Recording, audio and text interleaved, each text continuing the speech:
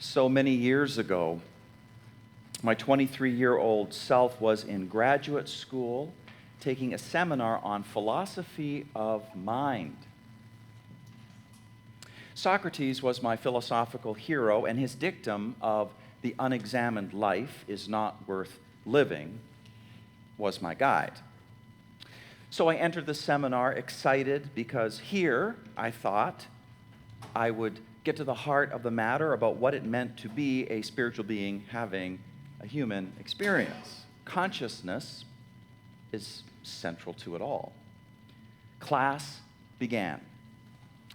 In walked the professor, and conversation started. Something like, available teleosemantic theories are truth-referential and are usually regarded as competing with use theories that are motivated by deflationary views of truth and reference. I argue that we need the basic acceptance account independently of the fate of deflationism, and that it can be articulated in truth-referentialist terms. Additionally, I argue that we need to combine it with teleosemantics. What? Very soon, I felt a fire in my belly. Life was not being examined in this space. What am I doing here? I actually asked this out loud, right in the middle of the seminar. Back then, I believed that philosophy has value only to the degree that it helps people become more alive and creative and resilient in the messy situations of our lives. And I believe that even more today. You also need to know that all those years later, all those years ago, I was coming to that seminar with more than Socrates on my mind. Part of this had to do with having read books about Hinduism and Taoism and Buddhism, and stories like the following were par for the course. The guru sat in meditation on the riverbank when a disciple bent down to place two enormous pearls at his feet as a token of reverence and devotion. The guru opened his eyes. He lifted one of those pearls, and he held it so carelessly that it slipped out of his hand and rolled down the bank into the river. The horrified disciple plunged right into that river after it. But though he dived in again and again till late evening, he had no luck. And finally, all wet and exhausted, he roused the guru from his meditation. He said, "You saw where it fell. Show me the spot so I can get that pearl back for you." Well, the guru lifted the other pearl, threw it into the river, and said, "Right there."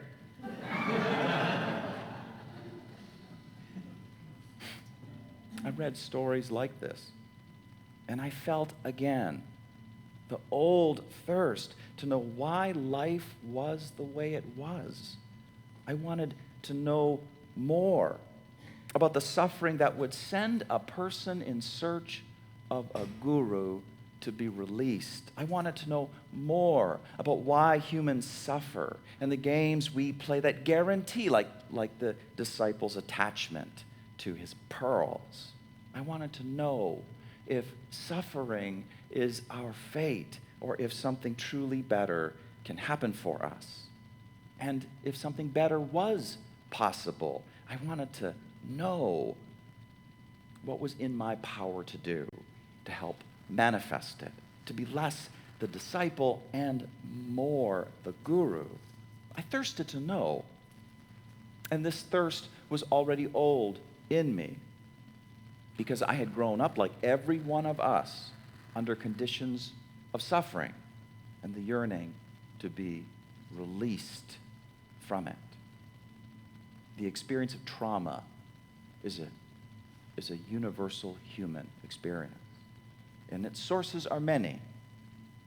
One is evolution itself, the bloody and messy story of the struggle of our biological species to survive, how it is written into our body structures, our very brain structures.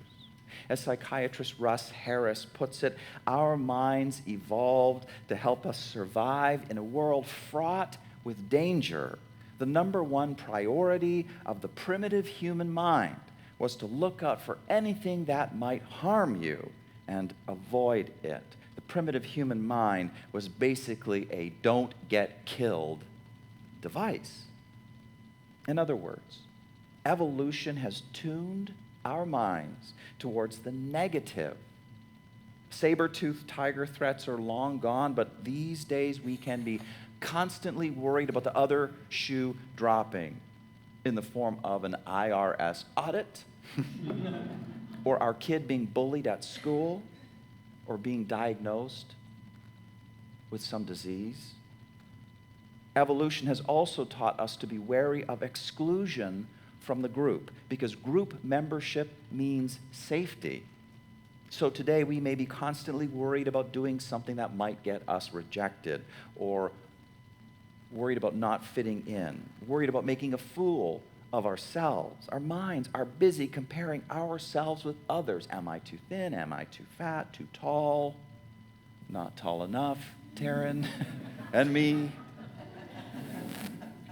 Evolution, says psychiatrist Russ Harris, has shaped our brains so that we are hardwired to suffer psychologically, to compare, to evaluate, to criticize ourselves, to focus on what we are lacking, to rapidly become dissatisfied with what we have, and to imagine all sorts of frightening scenarios, most of which will never happen. And then he says, no wonder humans find it hard to be happy. No wonder any of us might search for some kind of guru to seek release. And this is only one flavor of trauma that is inflicted upon us. Another is being born into an identity that society marginalizes and oppresses. And so is being born into an identity that society privileges. It's never about you personally. You personally deserve none of the prejudice and none of the privilege. But you get it anyway for reasons that are completely arbitrary. Color of your skin, structure of your plumbing, shape of your nose. The impersonal social system injects bias in us. It injects isms in us, and so distorts character and diminishes our humanity. And the result is a world of haves and have-nots, and that is a world full of suffering, I guarantee you. And you can call this sort of trauma systemic. But then there's the sort of trauma that's personal. Being born with juvenile diabetes, as is the case with David from our story from earlier. The death of a parent when you are young, or any age, actually. Family poverty, abuse from someone you trusted, which is often because they suffered from mental illness or addiction, which also becomes a source of trauma. Happy families are all alike, said the great Russian author Leo Tolstoy. Every unhappy family is unhappy in its own unique way. But to complete this compressed taxonomy of human suffering, I must mention collective event traumas, the environmental disasters, the wars, the famines, the 9/11s, the depressions that come upon communities and nations and scar them. They are collective scars. And one of these in particular is the anti-democratic, unrestrained capitalism of 21st century America that is making the super rich richer at the expense of 99% of the rest of us. And it is a deep scar in the American psyche that we must find a way to heal. All of this suffering, systemic, personal, collective, the thirst to know what to do with it was already old in me. By the time I was 23, and not that I could articulate all these dimensions, that's what 12 years in this pulpit has helped me to do.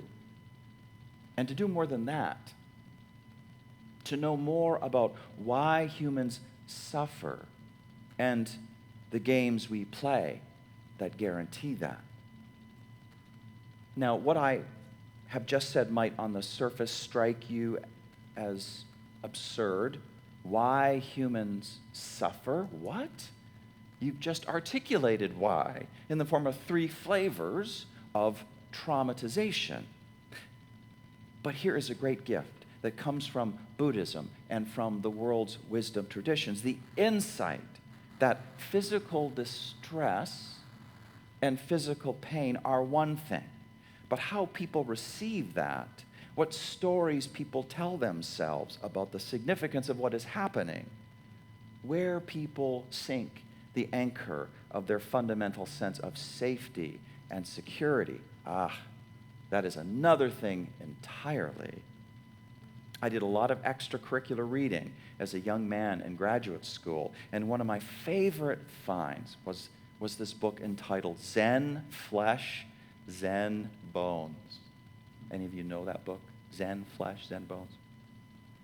It is a book that story after story helped me see the big difference between the mere fact of pain and the variety of spiritual responses to that, one of which could be suffering, but there could be other responses too. For example, here's one of the stories. Ryokan, a Zen master, lived the simplest kind of life in a little hut at the foot of a mountain. One evening, a thief visited that hut only to discover there was nothing in it to steal. Ryokan had returned, though, caught him in the action. He said, "You may have come a long way to visit me, and you should not return empty-handed. Please take my clothes as a gift." Well, the thief was bewildered. He took the clothes and he slunk away. Ryokan sat naked, watching the moon. Poor fellow, he mused. I wish I could give him this beautiful moon. That's the story. I mean, just whoa.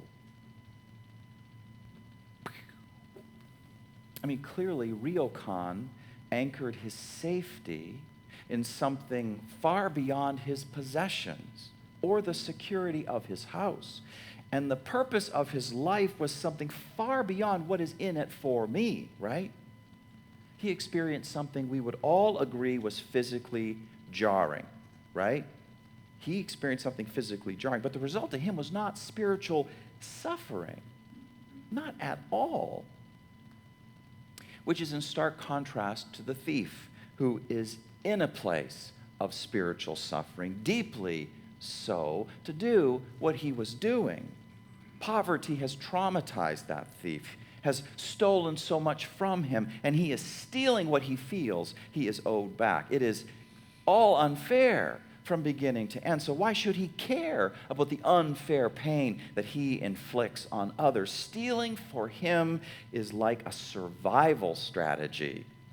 Besides being the means of his survival, literal survival, it is a way of protesting the unfairness of a society that allows for and enables poverty. And it is his way of shoring up a sense of personal dignity and value.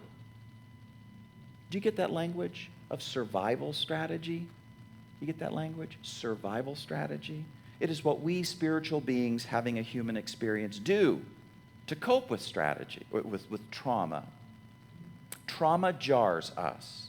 And because we don't yet know that our true safety can be anchored in something that the hard knocks of life cannot touch, we interpret what is happening to mean that we are in deep danger. We must do something to take care of ourselves. And in my case, I learned to take care of myself in the face of my deeply mentally ill and abusive mother by adopting a tripartite survival strategy. Number one, I would put on a mask to the world that proclaimed that I was an achiever. I was excellent. I was successful. I was a nice guy. No scary skeletons in my closet. No way, nuh-uh. Nothing to look at here. Move along, move along. Number 2, at home, I would make my personal needs disappear. Everything revolved around the borderline personality disorder chaos of my mother and trying to manage her version of crazy. But as for what I needed, well, I became like the wallpaper. And then number 3, I learned how to abandon myself and my needs. And whenever my needs tried to assert themselves in all vulnerability and authenticity, I disciplined myself with a dose of shame. Shame was the cattle prod I used on myself to keep myself in line. That's the tripartite survival strategy that I needed. I developed intuitively as a kid. It worked. I survived. But the thing about survival strategies is that there gets to be a time when you discover that it is bringing you more unhappiness than happiness. That it's not really working anymore. Or maybe a ryokan comes into your life and you just do your survival strategy thing, whatever it happens to be. And his response to you by no way plays by the rules of your survival strategy, your game. You're playing a finite game, and he is playing an infinite game. And you are bewildered. You slink away. And maybe it gets you wondering if perhaps your life could be different than you had ever imagined. The title of the sermon is 4 Noble Truths. And by now we have covered the first and the second. The first is life is suffering. The second is suffering is caused by stuck behavior patterns that seek to bring about happiness, but do not. Which leads to the third. Life doesn't have to be this way. Growing up, I knew with inexplicable yet irrepressible certainty in a part of myself untouched by the rest of my life that suffering was not the last word and the core of human existence. I felt this most of all when I was in nature, when I was in the midst of its beauty and peace, and it turned me on to a spark that was deep within myself. You know, people talk about the sacred, and from the first I have believed it to be an ordinary, everyday kind of sacred, inherently present in nature and in human life. And when we tap into it, when we are mindfully connected with it, we find that we are changed. Our relationships are strengthened. Our creativity is unleashed. Our possibilities are expanded. The way is opened up to larger realities in life of reverence, gratitude, forgiveness, compassion, justice. When we tap into it, or when it taps into us, David, from the story from earlier, David suffering because he equates his true wellness with the health of his body, suffering because he rages against his juvenile diabetes. David, one night, has a dream. He dreams of a statue of the Buddha. And you heard how he was not a religious person in the formal sense. He did not know much about Buddhism at all. It's just that something wise within him, deep within him, felt a kinship with the Buddha image and used that image to basically say, here I am, wellness deep within, which did not have to be installed, but was there already from the very beginning, hardwired in. Moses had his burning bush. David had his dream. And the dream told him his story. His physical sickness was like the steel gray dagger thrown into the heart of something innocent, the Buddha statue.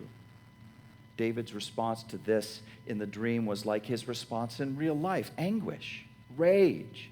But then the Buddha statue changed, and in a way that echoed the countercultural wisdom of a ryokan. It just grew. It just grew bigger and bigger. Meaning that while our egos play out their survival strategies and they rage and they curse at adversity, the inner Buddha in every one of us responds in a very different way to grow. It is not that the physical pain of life is ever taken away. The physical daggers never go away.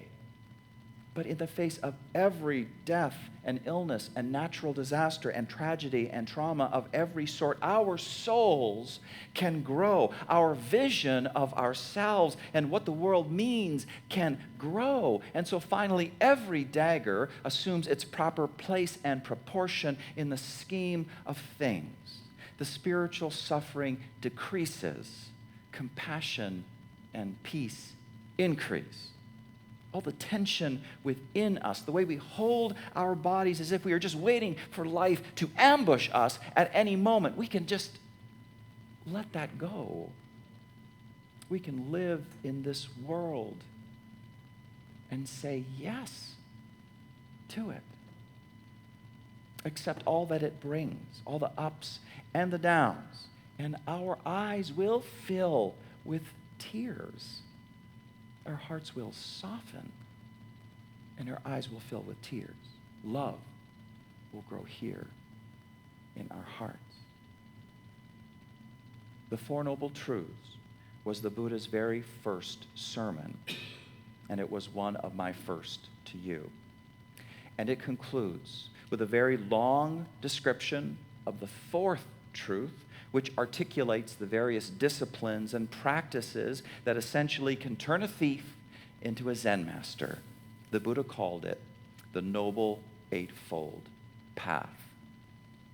But here, all I will say, as this my last sermon to you ends, is that grace is real. By that I mean, we can be working so hard to find, create meaning and purpose in our lives that we are not paying attention to all the meaning and purpose that is already all around us, just waiting for us to stop trying so damn hard. Even when we are not seeking or don't even know how to seek, we are sought after. Sometimes we are just like the thief. We show up in our lives just like the thief. We're just mechanically living out our survival strategy of the day. But it leads to a ryokan unexpectedly coming into our life. And it just changes everything. And I want to thank you for all the ways in which you have been ryokan in my life.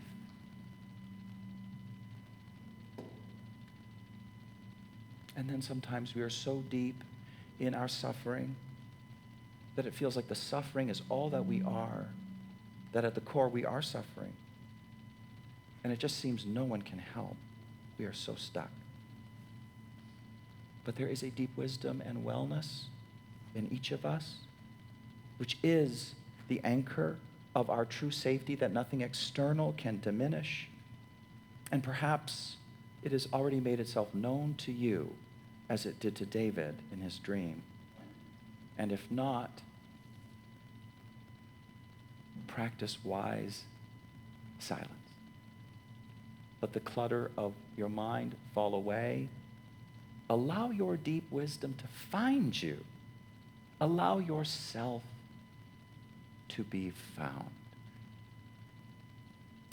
Knives are always being thrown. Change happens, pain happens, but know this best of all philosophies, you are fundamentally Buddhas. And even as you seek, you are sought after. Don't despair, just grow. Amen.